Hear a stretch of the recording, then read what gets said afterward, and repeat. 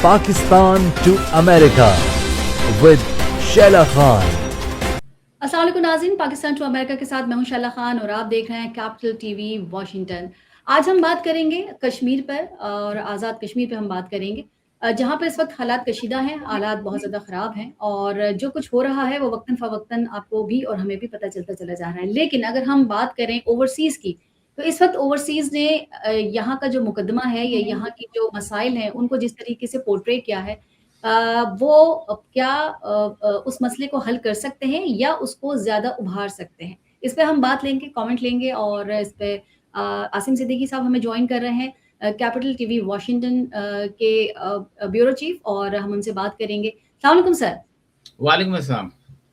Sir, ये ज़रा बताइएगा मुझे कि जो हालात ख़राब हुए अचानक और जो कश्मीर में हालात आप देख रहे हैं, पाकिस्तान की हद तक तो ठीक है कि जो मसाइल चल रहे हैं, जैसा हो रहा है, आहिस्ता-आहिस्ता बातचीत की तरफ भी जा रहे हैं। लेकिन ओवरसीज़ पाकिस्तानी, क्योंकि आप बाहर हैं, आप वाशिंगटन में हैं, तो आप हमें ज़्यादा बेहतर बता सकेंगे कि जब ओवरसीज़ पाकिस्तानियों ने इस मसले को वहाँ उठाया, तो क्या इस मसले को हल करने के लिए उठाया या मज़ीद कोई बिगाड़ पैदा कर दिया? देखिए, सबसे बड़ी मैं मतलब इस प्रोग्राम के तवज्जुह से कहूँगा कि ओवरसीज़ पाकिस्तानी जिन्होंने कश्मीर के हवाले से बातें की, उन्होंने इस कश्मीर का केस बिगाड़ दिया। ओह! कश्मीर को एक तरी समझ लें कि कश्मीर को तज़लील का निशाना बनाया, अपनी गलत हरकतों की वजह से। यही काम पीटीआई ने पहले किया था कि वो डायरेक्ट जो है पाकिस्तान और पाकिस्तान की आर्मी को फ़ोर्सेस को तनकीद का निशाना बनाते थे और खुलेआम सरेआम बनाते थे। और यही काम उन कश्मीरियों ने किया। मैं तो बोलता हूँ चंद गंदे और गलीज़ कश्मीरी जो हैं, उन्होंने पाकिस्तान की फ़ोर्सेस को डायरेक्ट निशाना बनाया, मुर्दाबाद के नारे लगाए।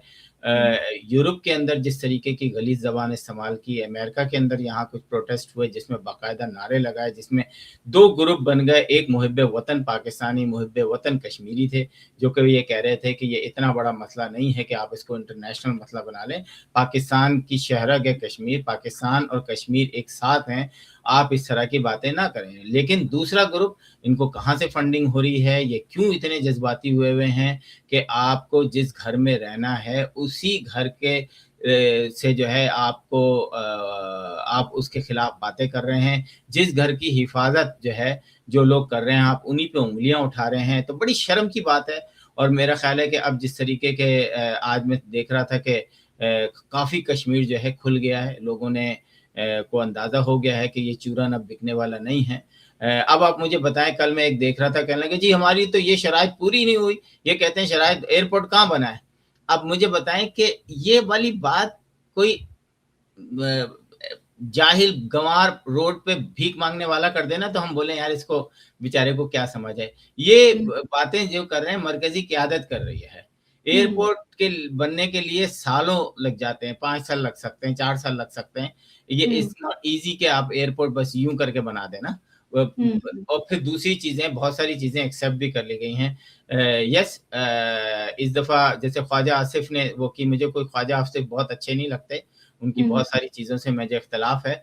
लेकिन हुँ, उन्होंने एक बात तो बिल्कुल सही की कि आप कैसे कह सकते हैं कि बलूचिस्तान में तो तुम्हें लाशें मिल जाती थी, कश्मीर से तो तुम्हें लाशें भी नहीं मिलेंगी। ये कितना हुँ, बेगैरती, कितना बेशर्मी वाली बात है। मैं समझता हूँ कश्मीरियों को, इन लोगों को जो है वो डिसोन करना चाहिए, हुँ, जिन्होंने ये गंदी और गलीज़ बातें की हैं, और हुँ, आइंदा उनको इस सिस्टम में नहीं आना चाहिए। मैं समझता हूँ कि आप सारे कश्मीर को चेंज कर दें। मैं अभी सिर्फ़ उन कश्मीरियों की बात कर रहा हूँ जो पाकिस्तान और पाकिस्तान की फ़ोर्सेस को जो है निशाना बनाते हैं। उनके लिए मैं गंदा, गलीज़, बेशर्म, जो भी अल्फ़ाज़ हैं वो इस्तेमाल करूँगा। लेकिन वहाँ पर एक बहुत बड़ी तादाद जो है वो पाकिस्तान से मोहब्बत करने वाली भी है। हुँ, उनके लिए मुसीबत हो गई है। यही वजह है कि अब लोगों ने गिव अप करना शुरू किया है और अब लोग जो हैं तंग आ गए उनसे, और हुँ, जो है दुकानें खुलना शुरू हो गई हैं। मेरा ख़्याल है अब 2-4 दिन के अंदर आप देखेंगे बहुत सारी चीज़ें होंगी। लेकिन इस दफ़ा रियासत ने एक काम बहुत अच्छा किया। उन्होंने वो तमाम 170 केसेज़ दोबारा खोल दिए हैं,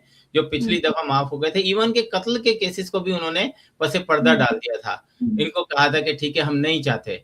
आप ये हुँ, देखें कि इंडिया की जो वहाँ पर फ़ॉरेन मिनिस्टर या दूसरे टीवी चैनल्स पर बैठे हैं, वो किस तरीके से पाकिस्तान आज़ाद कश्मीर की रियासत के बारे में बात कर रहे हैं।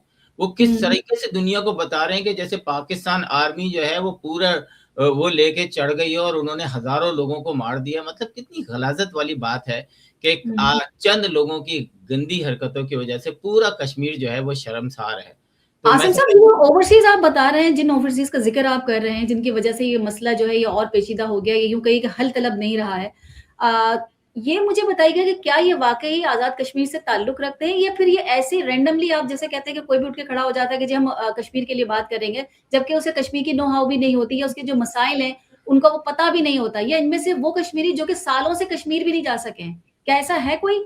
जी, ये वो कश्मीरी हैं जो 90 के बाद 85 के बाद यहाँ आए और उसके बाद कभी पलट के नहीं गए। यस, वहाँ पे शायद अगर उनका कोई रिश्तेदार रहता है उसको ज़रूर पैसे भेजते होंगे, लेकिन उनकी मोहब्बत, ये कुछ उनमें से ऐसे हैं क्योंकि जो खुल के इस तरीके की बातें करते हैं वो इंडिया के भी सॉफ्ट दुश्मन है और पाकिस्तान के लिए भी जो है वो अंगारे निकलते हैं उनके मुंह से। और ये बात हमने न्यूयॉर्क में देखी कि किस तरीके से खुलेआम सरेआम अब रियासत के खिलाफ आवाजें निकालने कौन निकाल सकता है।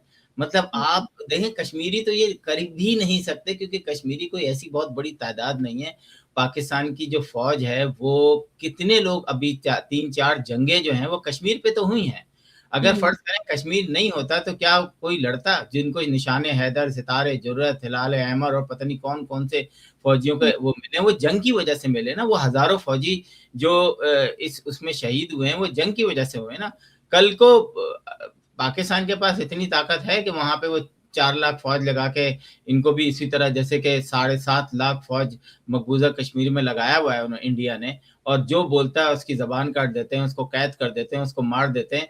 लेकिन यहाँ पे तो ऐसा कोई भी नहीं है, ऐसी चीज नहीं है। अगर आप अपने गरीब अपने बच्चों को इस जगह फ्रंट उस पे खेलने के लिए भेजेंगे तो जरूर मरेंगे।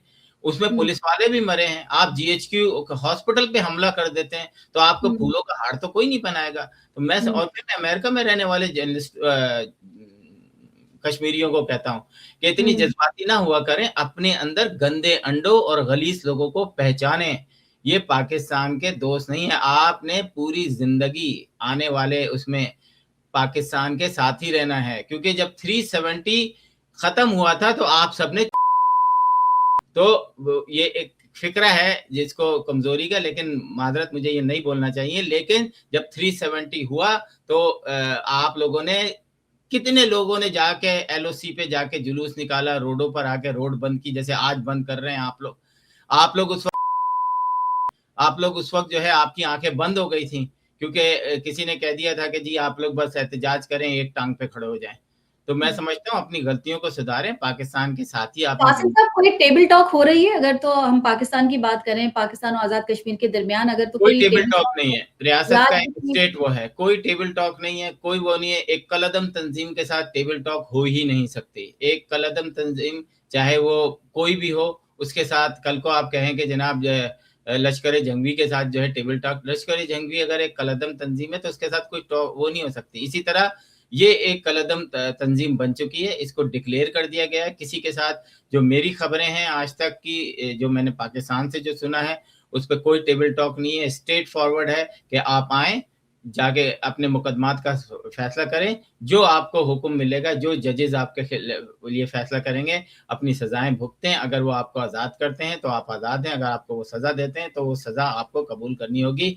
नो मोर मर्सी। और मेरा ख्याल है ये बिल्कुल सही फैसला है कि हर थोड़े दिनों बाद इनको वो करता है। पूरे पाकिस्तान के हालात ख़राब है, पूरे पाकिस्तान में तालीम की प्रॉब्लम है, पूरे पाकिस्तान में पानी की प्रॉब्लम है, पूरे पाकिस्तान में गैस की प्रॉब्लम है। हर जगह आपको तो फिर भी बहुत सहूलत दे दी गई। लोगों की आधी तनख्वाह बिजली में चली जाती है। आप कराची में रहती हैं, आपको पता है आपकी तनख्वाह आधी तनख्वाह आपकी बिजली के बिल में चली जाती है।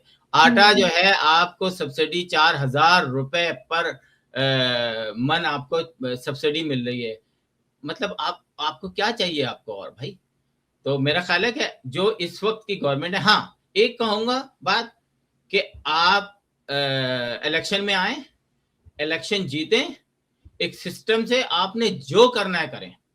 अगर फिर रियासत कोई काम करेगी तो हम उसके खिलाफ होंगे कि ये रियासत को नहीं करना चाहिए पाकिस्तान को, क्योंकि इनकी अपनी गवर्नमेंट ये काम करी है। बगैर इलेक्शन में आए एक छोटा नन्ना सा ग्रुप लेके हजारों लोगों का इधर से उधर आप उछल रहे हैं और नारे ऐसे लगा रहे हैं, एआई से गंदी वीडियो बना बना के आप जो, यकीनन इंडिया शामिल है उसमें, वो अपने तौर से कर रहा, हो सकता है इन बेचारों को ये भी ना पता हो कि इंडिया, हम एक वीडियो बनाते हैं, इंडियन इससे 10 वीडियो बना के छोड़ देते हैं, जिससे आम लोग जो हैं उनका वो उभरे। कौन सा भूखे, वहाँ पे 50 लोग रोज़ाना भूख से मर रहे थे, जो कि आपने इतनी बड़ी कंट्रोवर्सी खड़ी कर दी पूरी दुनिया में कि यूनाइटेड नेशन ने ये हो गया और जी वो हो गया। तो मेरा ख्याल है जस्ट शट अप। आपको पाकिस्तान की रियासत ने कर दिया है और आइंदा आने वाले आप दिनों में देखेंगे कि इनको शट अप कॉल मिलेगी। इंसान बने आप और ओवरसीज कश्मीरियों को। और फिर एक चीज़, सबसे पहले पाकिस्तान खुदा के लिए ये ड्यूल नेशनलिटी बंद कर दें आप। अगर आपके पास यूरोप का पासपोर्ट है, अमेरिका का पासपोर्ट है, ऑस्ट्रेलिया का पासपोर्ट है, सिंगापुर का पासपोर्ट है, आप उधर के शहरी हैं, आप नॉन रेजिडेंस पाकिस्तानी तो बन सकते हैं, लेकिन आप पाकिस्तानी सिटीजन नहीं रह सकते। पाकिस्तानी पासपोर्ट साहब बहुत मुश्किल बात कह दी आपने। ये वो है जिसमें हमारे सारे सियासतदान मुलव्वस थे, बहुत मुश्किल हो गया। आप ये देखना कि ये करना होगा, क्योंकि आपका सारा आधा फॉरेन ऑफिस आपका, आपके आधे पॉलिटिशियन, आपकी लॉ एनफोर्समेंट के की पोस्टों पर जो लोग हैं, ये सब छट जाएंगे, या तो भाग जाएंगे या फिर वो पाकिस्तान की फखर से सिटीजनशिप लेंगे कि हम पाकिस्तान में रहेंगे। हमने अमेरिका की जो है वो सिटीजनशिप खत्म कर दी, हमने ऑस्ट्रेलिया की खत्म कर दी, हमने इधर की खत्म, क्योंकि हमें पाकिस्तान, आप पेंशन ले रहे हैं लेकिन आप रहे हैं अमेरिकन सिटीजन, तो भाई आई थिंक उनको बंद करना चाहिए, जैसे कि इंडिया ने किया है। और मेरा ख्याल है कि इंडिया इससे बहुत ज्यादा पैसे बना रहा है। उसकी वजह यह है कि जब और फिर आपका जो एक कनेक्टिविटी होती है ना, जिसमें आप पंगे करते हैं, जो अभी हुआ है, जैसे मुख्तलिफ सियासी जमात के लोग जो हैं पंगे करते हैं यहाँ से बैठ के, जी हम, फिर वो छाप भी हट जाएगी कि आप पाकिस्तानी नहीं है तो आप क्यों इतना तकलीफ में है ना। तो बस यही कहना चाह रहा हूँ। बाकी देखें आगे आने वाले दिनों में यकीनन पाकिस्तान को इस वक्त दुनिया एक्सेप्ट कर रही, नहीं कर रही, तो हमारे कुछ गंदे लोग जो हैं वो बाहर के लोगों के साथ मिल के पाकिस्तान की तजलील करने में लगे हुए हैं, लेकिन कुछ नहीं होने वाला, रियासत इनसे निपट रही है। बहुत बहुत शुक्रिया आसिम साहब। अपने नाज़रीन से कहूँगी कि सोशल मीडिया प्लेटफॉर्म पर कैपिटल टीवी वॉशिंगटन के फेसबुक पेज को लाइक कीजिए, यूट्यूब चैनल पर सब्सक्राइब कीजिए और कैपिटल टीवी वॉशिंगटन की जो एप्लीकेशन है उसे ज़रूर इंस्टॉल कीजिए, ताकि दुनिया में आप किसी भी जगह हो हमारे लाइव प्रोग्राम्स और शोज़ को देख सकें। ज़िंदगी के नए वफ़ा की तो इंशाल्लाह फिर दोबारा मुलाकात होगी। आसिम सिद्दीकी साहब को और शाला खान को दीजिए इजाज़त। फ़ी अमान अल्लाह। You are watching Capital TV Washington.